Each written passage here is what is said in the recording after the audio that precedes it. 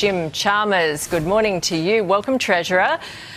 We keep hearing your line that you're addressing intergenerational inequity. Can you explain how exactly these changes will help young people buy a house? Good morning, Nat. Look, one of the main motivations for the changes that we made in the budget, which we understand are contentious changes, is to make it easier for more young people to get a toehold in the housing market. We've all heard stories of particularly younger people fronting up to auctions and being outbid by people who might already have 7 or 8 or 9 homes. And so this is about levelling the playing field, still providing the appropriate concessions, for example, for people who invest in new builds, adding to housing supply in our communities and in our economy, but recognising that the intersection of the housing market and the tax system is locking too many younger people out of housing. And so the changes that we announced last night, we expect it to mean another 75,000 first home buyers in the system, and that's a good thing. Right, so that's over 10 years, isn't it? So what, 7,500 homes created for young buyers each year. How exactly are you saying that investors are going to now think, I can't claim the discounts and I'm going to start selling, and then they'll be available for young people? Oh no, the people who are negatively gearing right now, we respect and recognise those decisions that they've taken already. They can continue to negatively gear that property. At some point it will become positively geared, and so there'll be an element of phasing out. And if people want to continue investing in housing, they can negatively gear a new property so that it adds to housing supply, as we've said. So those are the arrangements. What we're trying to do here is to level the playing field for people who are buying their first home.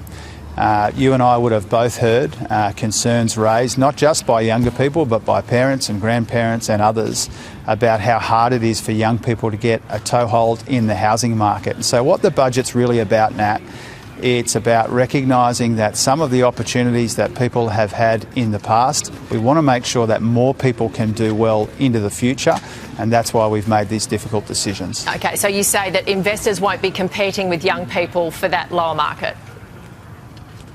Well, it changes the incentives. It means that if you want to negatively gear, you've got to negatively gear a new property.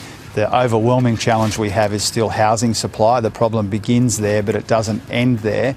The composition of the housing market has been changing over recent decades, and the way that it's been changing is very concerning to us, because it means that there are fewer and fewer owner-occupiers in the system, particularly young families and younger workers.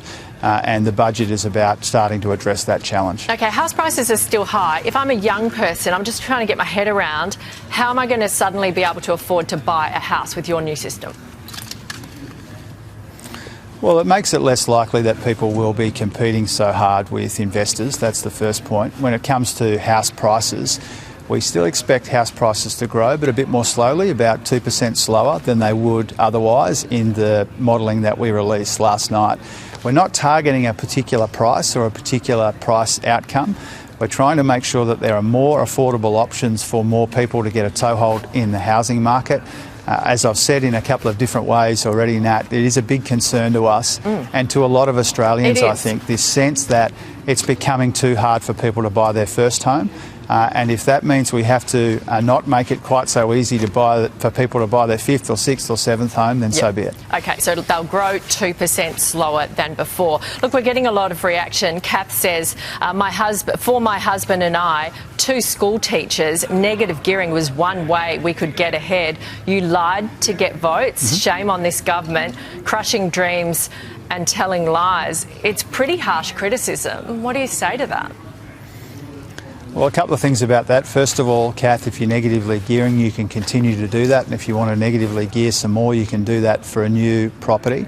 That's the first point. Now, on the politics of the last election, I do understand that people who don't want to change these arrangements, people who think that the housing market and the tax system is operating just fine as it is, they will focus on the comments and the commitments that we took to the last election. I want to be really upfront with your viewers, Nat.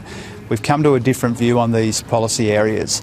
Our comments and commitments at the election reflected an overwhelming focus on supply. We're still very focused on supply. But we've come to a different view here, and that's why I'm on your show explaining why we have, and that's because it has become too hard for Australians, particularly younger Australians, to buy their first home, and that's why we're making these changes. Wasn't it too hard a year ago before the election, though?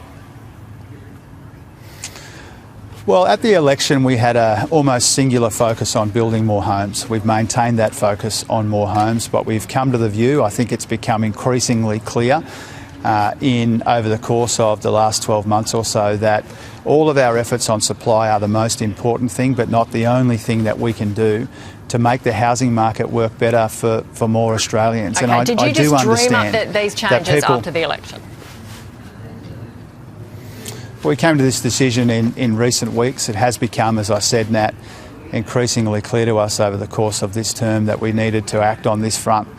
And again, you know, I'm not pretending that the views that we announced last night, the policies that we announced last night, are consistent with the views that we'd held in the past. We have changed our position. Okay. We've come to a different view on these policies, and we've come to this different view, I think, for the best possible reasons, and that is too many people, particularly young people, are being locked out of the housing market. That's why we took the difficult decision we announced last night. Okay, so if you just came up with the idea in the last few weeks, you're saying it wasn't a lie from the last election?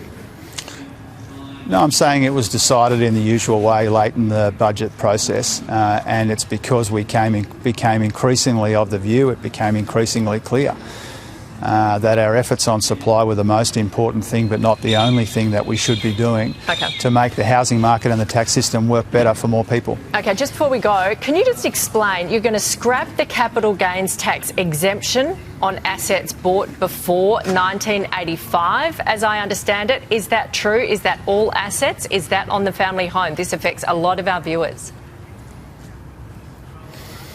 Yeah, we're going to make consistent the arrangements before 1985 and after 1985. It was a particularly kind of arbitrary thing, but it means that all of the gains that people have made and will make up to the 1st of July 2027 will still be recognised in the post-1985 way. So with the 50% discount that you referred to in your introduction, from the 1st of July 2027, people will apply the indexation model.